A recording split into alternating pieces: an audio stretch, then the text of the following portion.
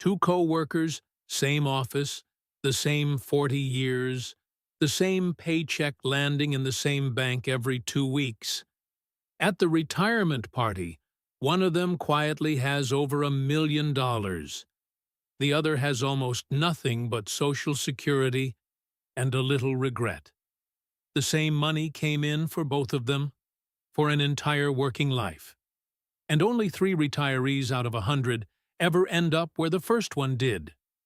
Most people assume reaching $1 million takes a huge salary, or luck, or some secret nobody shares. It does not. It takes a specific handful of boring decisions made quietly and repeated for decades. And you are about to see exactly which ones, by watching these two men live the same career and end up in two completely different worlds.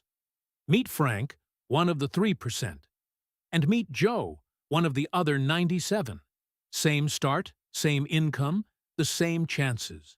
Watch the small forks in the road, because every single one of them looked tiny at the time. Fork 1. Time. Frank started investing at 25, a small amount he barely noticed leaving his account. Joe waited until he could really afford it, which somehow never quite arrived, and he finally started at 40. Same monthly amount, eventually. But Frank handed his money something Joe never could: 15 extra years to grow. And in compounding, the early years quietly matter more than all the late ones combined. Fork 2. Frank paid himself first. The day his paycheck hit, a fixed slice moved automatically into investing before he could even think about spending it. Joe did the exact opposite. He spent first and saved whatever happened to be left at the end of the month. And at the end of the month, there was almost never anything left. Fork 3. Every time they got a raise, the two of them made the opposite choice. Frank kept living the way he already did and invested most of the increase. Joe upgraded. A bigger car, a nicer apartment, one more vacation.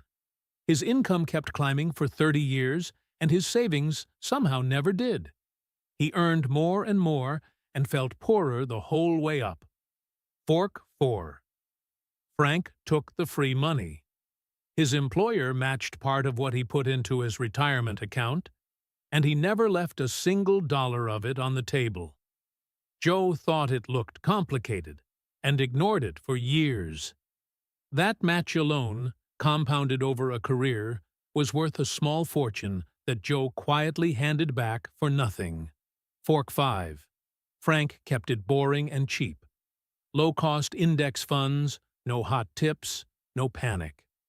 When the market crashed, and it crashed more than once, he did nothing and simply kept buying. Joe chased the exciting stuff, paid high fees, and sold in fear every time the news got loud. He locked in his losses again and again and called it being careful. Fork 6. Frank never touched the money. It compounded for 40 years without a single interruption. Joe treated his retirement account like an emergency fund. He borrowed against it, cashed part of it out when he switched jobs, and every time he did, he quietly reset the clock and killed years of growth he could never buy back. Now here is the part that surprises almost everyone. The gap between these two men was not really about the deposits. Put $300 a month away, starting at 25, earning around 9%, and you quietly cross $1 million by 65, having personally invested only a small fraction of that total yourself. The rest, the vast majority of it, is pure compounding. Frank gave it time and never interrupted it. Joe gave it neither, and you can watch the gap open in slow motion. At 35, Frank is only a little ahead, barely enough to notice, and Joe still feels like he has all the time in the world. By 50, Frank has pulled clearly in front. By 60, it is not even a race anymore. The distance between them never came from one big moment.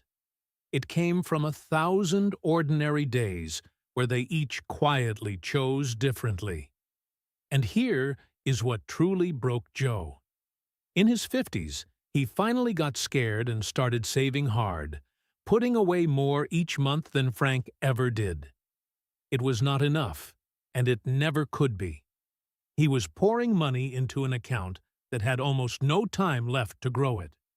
Frank's smaller, earlier dollars had decades of compounding behind them. Joe's larger, later dollars had almost none. Time, not effort, was the one thing he could never get back. Quick, honest note before the uncomfortable part. None of this is financial advice. It is just how the math tends to play out. Your numbers and your life are entirely your own. Now, back to it, because the real lesson here is not the one you expect. Because here is the honest, slightly uncomfortable truth. Frank was not smarter than Joe. He did not earn more.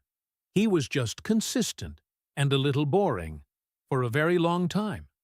Joe made completely normal, human, understandable choices at every single fork. And that is exactly why 97 out of 100 end up like Joe. The entire world is built to make Joe's path feel like the reasonable one. And the truth gets stranger.